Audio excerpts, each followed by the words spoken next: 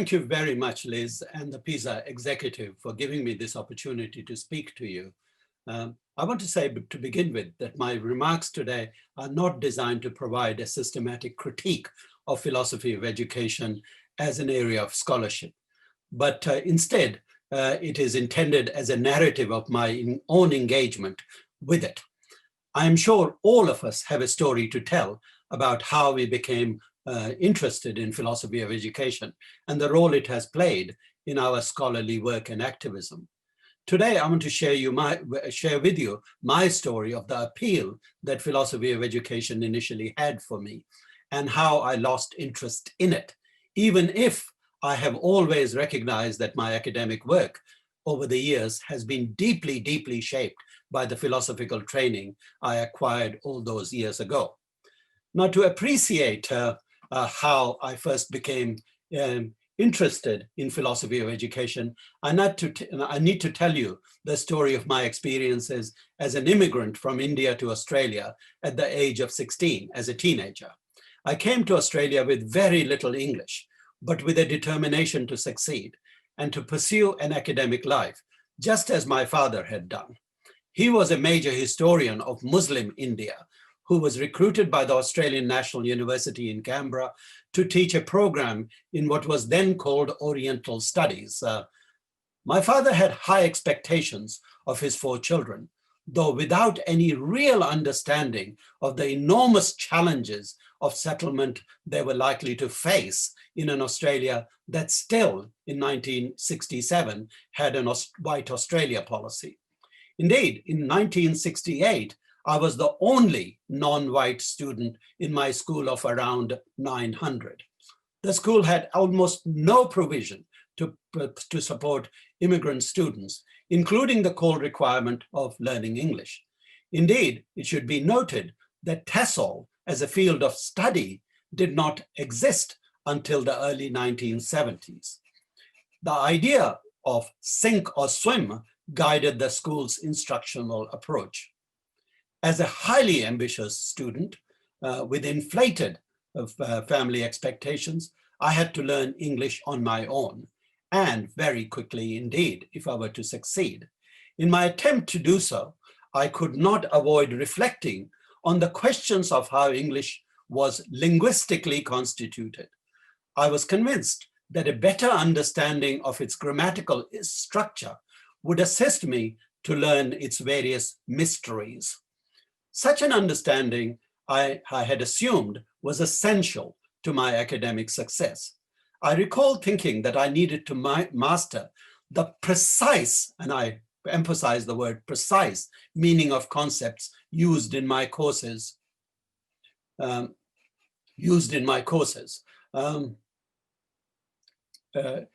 the dangerous possibilities of failure loomed, I became convinced that without this precision, I would not do well in examinations.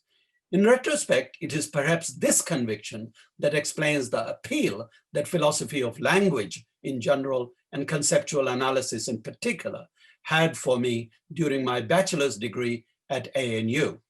In retrospect, I now believe that my academic choices were mostly informed by linguistic anxiety and my determination to understand how I could acquire the exactitude that I needed in the use of concepts in order to succeed. I had assumed that language had secrets that needed to be made explicit. My interest in philosophy was further piqued by the very first course I did as an undergraduate student at ANU. The course was called Introduction to Philosophy and Logic, IPL for short. It was taught by a brilliant philosopher called Professor Peter Herbst, who was one of the De Niro boys. Those who live in Australia would know what significance De Niro boys had. A refugee from Europe who was, as a Jewish man of German background, interned in Australia during the Second World War. I find the story of his struggle against racism and resilience truly inspiring. One of our own PISA colleagues, Robin Small, was in fact my tutor in my very first philosophy course, IPL. He was, until recently, at the University of Auckland. The course taught me many things, but perhaps most notably, the importance of thinking systematically about ordinary language and how philosophical problems could be dissolved through methodical interrogation of concepts that were used to articulate them. This was a popular view in the early 1970s of the functions of philosophy of education that are absolutely and truly and fully embraced. During my short career as a teacher, questions about the grammatical structure of language, conceptual precision, and how students learn new concepts became something of a preoccupation. So when an opportunity to undertake a master's degree in philosophy and education came along on a visit to the UK, I took it immediately, not least because one of the aims of degree was publicized as the attempt to teach students the techniques of conceptual analysis as a way of acquiring a more comprehensive understanding of the aims of education and the nature of educational processes. In the mid-1970s, philosophy of education was dominated by the figure of Richard Peters, whose book, co-authored with the recently deceased Paul Hurst, The Logic of Education, was the standard textbook that defined the nature of philosophy education, at the center of which lay the techniques of conceptual analysis. Philosophy, Hurst and Peters argued, was concerned with the questions about the analysis of concepts and questions about the grounds of knowledge, belief, action, and activities. They insisted that this new approach to philosophy was grounded in Wittgenstein's later philosophy of language that underlined the importance of paying attention to the ordinary usage of words. In this way, the ordinary language philosophy skewed larger metaphysical ontological questions, but aspired instead to be a second-order discipline. It did not confront substantive disciplines on their own grounds, but accepted them as ongoing concerns and sought merely to analyze their concepts, the concepts that belong to other disciplines. Philosophy was thus a passive discipline in relation to knowledge. It did not create knowledge of its own. How then did Hurst and Peters prescribe we analyze educational context? In two ways, they suggested. First, by looking at the way a concept is used by trying to suggest its paradigmatic usage. And secondly, by identifying the necessary and sufficient conditions for its correct usage by elucidating its link to other related concepts.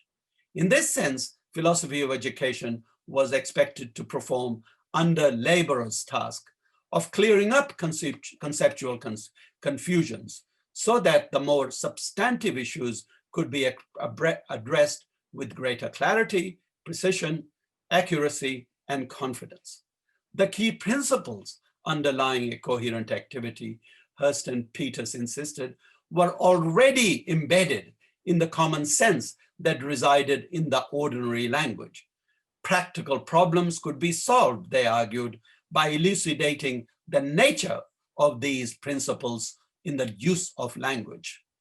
I found this objective entirely compelling, not least because it spoke to my own struggles in learning the English language.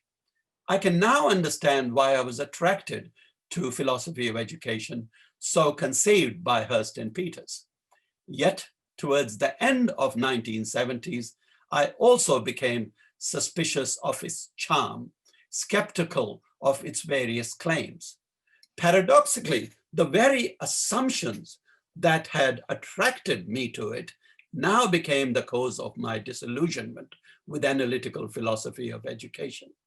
I was troubled by the assumptions concerning the so-called normal or common or paradigmatic use of language, as well as the tacit celebration of ordinary language and the so-called common sense. I began to realize that this view had the potential to have a deep ideological prejudices. In developing this critique of ordinary language, I was deeply, deeply influenced by an anthropologist and philosopher, Ernst Gellner, whose book, Words and Things, showed me how this approach to philosophy was immune to new ideas, to social and political theory, and more importantly, to an understanding of the exercise of power in the usage of concepts. I found persuasive Gellner's argument that analytical philosophy risked concealing real contradiction in what he called a verbal whitewash. And that term has begun to actually gain more significance for me as the years have passed. Ironically, I began to think that while the practice of philosophy of education claimed humility, simply working on the concepts of others, it was at the same time deeply arrogant, treating as self-evident certain assumptions about educational values and priorities, claiming to derive them from the Kantian tradition of transcendental deduction that Peters was absolutely committed to. More seriously, I found deeply troubling Peters's assumption, specially articulated in his essay, Educational as Initiation, that social reality was located outside the individual who made up the society. The social resided, he said, in impersonal contact and procedures which are enshrined in public traditions. He thus foisted social reality above and beyond its members. In other words, he reified the social, and that troubled me deeply. Not only did I find this assumption deeply troubling, I also began to consider it as possibly racist. For an, sorry,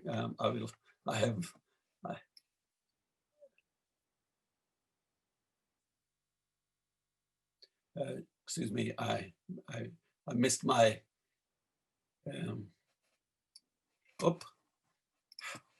this is what happens when you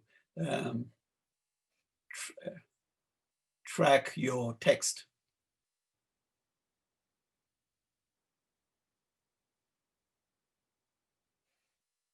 Yeah, okay. So not only did I find this assumption about the social deeply troubling, I also began to consider it as potentially racist.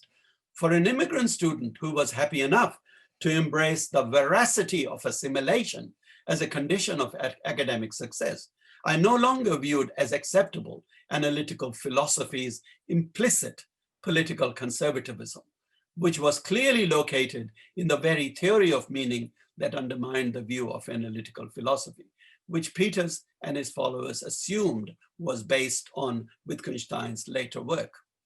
The suspicion that this assumption might have been based on limited understanding of Wittgenstein led me to enroll in a PhD program at King's College at the University of London, where I had the good fortune of taking classes with Professor Peter Winch, a philosopher of social science, who was then working on Wittgenstein's thoughts on culture and value that came out as a book called Culture and Value, based on George von Wright's lecture notes, and also a class with Norman Malcolm, a student of Wittgenstein and a biographer of Wittgenstein, who took his students through a detailed study of uncertainty. The Belgian philosopher of education, Paul Smeyer, was a colleague of mine in Malcolm's class, though our understanding of the politics of language and knowledge varied somewhat, and later on somewhat most intensely. I found uncertainty deeply insightful, as it troubled my understanding of the concept of rules underlying the usage of language, and what was involved in following a rule. I was persuaded that the essentialism that Hurst and Peters presupposed was flawed.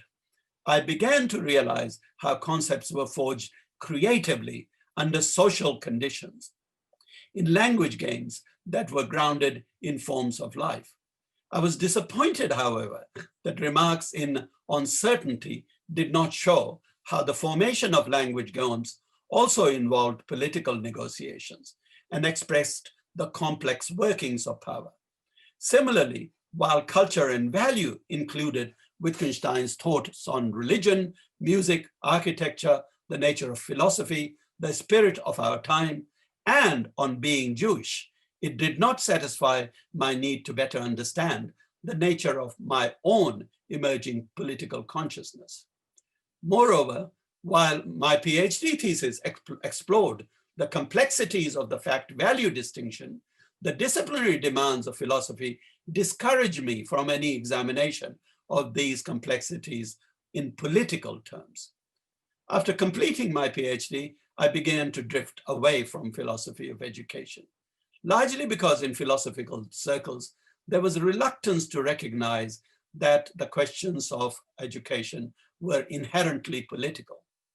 For example, when some philosophers of education in the 1980s expressed an interest in Habermas, they were more interested in the structure of his arguments than his political sentiments and his arguments, political arguments. Through the course of the 1970s, 80s, I became increasingly interested in reading about issues of power and politics, identity and culture, and the machination of governments and governmentality and the state, but also about the ways in which concepts shaped our world in terms that often reproduced inequalities in terms of class, gender, and race. My reading of Foucault helped me to recognize how relations of power and knowledge were inherently interconnected, and how abstractions of language mask deep ideological prejudices, and how analytical philosophy of education was deeply, deeply ahistorical and apolitical, something that I did not find adequate. These emerging realizations unsettled my faith in the promise of philosophy of education that I had long entertained since beginning to learn English language. But the real crunch came during a short visit I made to India in 1987. On this trip, I visited a university town in northern India called Aligarh. While on campus, I decided to go and visit the university bookshop, where to my great surprise and to my great shock, find multiple imported copies of Hurst and Peters's Logic of Education at a price that no lecturer's monthly salary could afford, let alone the income that the students had. This had something like 11 copies of this book had clearly been set as a textbook that the students were expected to buy. Intrigued, I decided to locate and visit the lecturer who had set this text. It turned out that he had only recently returned from completing a Master's of Education in Philosophy of Education at the London Institute of Education with Richard Peters, whom he seemed to have regarded as one of the Hindu gods. Our conversation was short, but sufficiently revealing and indeed disturbing. Lacking in any criticality, he was clearly a convert to the method he was taught. The account of aims of education he learnt in London, he had assumed applied totally and unequivocally to the Indian conditions in ways that did not need any kind of mediation. He bemoaned, for example, that his colleagues and his students did not sufficiently understand the correct underlined meaning of the concept of autonomy. Reforms to the education system of education, he insisted to me, required better appreciation of the key concepts that educationists use and that the communities needed to learn. I left my meeting with the lecturer in Aligarh shaken, wondering what sense the students made of Hurst and Peters' suggestion that we must analyze our concepts of education. To whom did they imagine the concept of our refer? Whose ordinary language and whose common sense did they mean to imply? I did not sleep that night all that well, as I wondered how I too had embraced the assumptions that the lecturer was so enthusiastic about, and how the elegance of the transcendental argument had duped us both. I began to wonder how Indians might have been complicit historically in their own colonization through the ways in which they learnt the English language, not only its structure, but the sensibilities and the views of the world that were associated with it. Upon my return to Australia from India, I related this story to a number of colleagues at Deakin University and elsewhere, but my story failed to generate any great or even significant interest.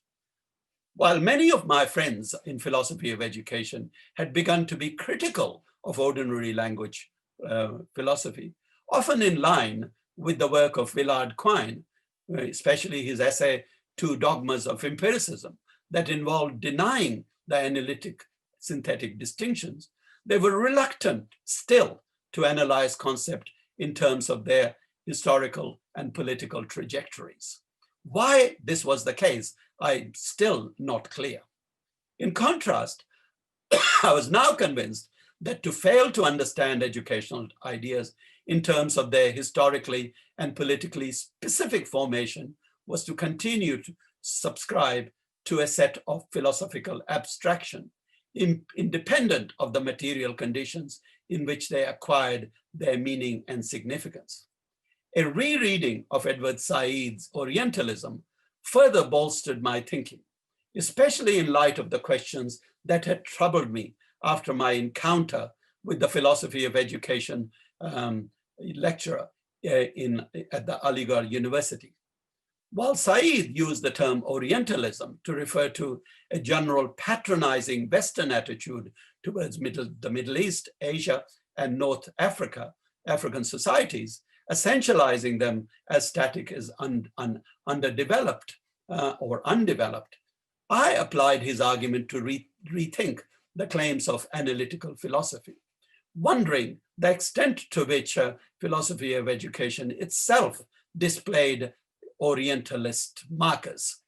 How might the attempts to understand, I asked, education through the prism of ordinary language contributed to the ways in which educational processes were studied, depicted, and reproduced, perhaps in the service of Anglo-American power, well after countries like India had become independent, including, of course, Hong Kong. These core issues have since become central to my academic work. I remain interested in post-colonial theory in order to understand how colonialism as a political project was even possible, given the numbers involved, 1,000 British overcoming 300 million Indians. How was that possible? How could it not have been possible, I began to wonder, without the ideological resources that the disciplines in the humanities and social science, including philosophy, provided? But beyond this historical understanding, I was more interested in the question of how colonial legacies persist in maintaining ethnocentric assumptions that continue to privilege Western norms, sidelining the equally rich epistemic cultural traditions of indigenous and other previously colonized people. Following the work of Franz Fanon, I asked how colonial norms continue to be promoted by the national elite at the expense of their own subaltern within their own so-called independent countries. Now, in the context of globalization over the last 30 years, these issues for me have remained significant and perhaps even more important than ever before, giving rise to new questions about the geopolitical conditions under which educational ideas flow across the transnational space, how new geometries of power create the conditions under which educational concepts, policies, and practices travel across national and cultural boundaries. What is the nature of contemporary transnational encounters? How is it that people from different cultural, epistemic, and political tradition relate to each other? And what resources do they use in order to understand the various prejudices that languages plural inevitably embed, in which colonial legacies have clearly not entirely vanished. But I want to ask how they have been compounded, or how they could be compounded by new modes in the exercise of power. How can these encounters be made, in an ethical and cultural sense, fair and more just? I have little doubt that my training in philosophy of education retains relevance in addressing these questions. The skills I acquired in analyzing educational ideas remain useful, but I am absolutely convinced that only and only if these ideas are also subjected to a critical examination of the historical and political conditions in which they emerged initially and are now been promoted. In other words, philosophy remains important, but to me, philosophy of education is now centrally connected to issues of social and political theory, and to assume that they can be separated is fundamentally wrong in the ways in which Hurst and Peters did.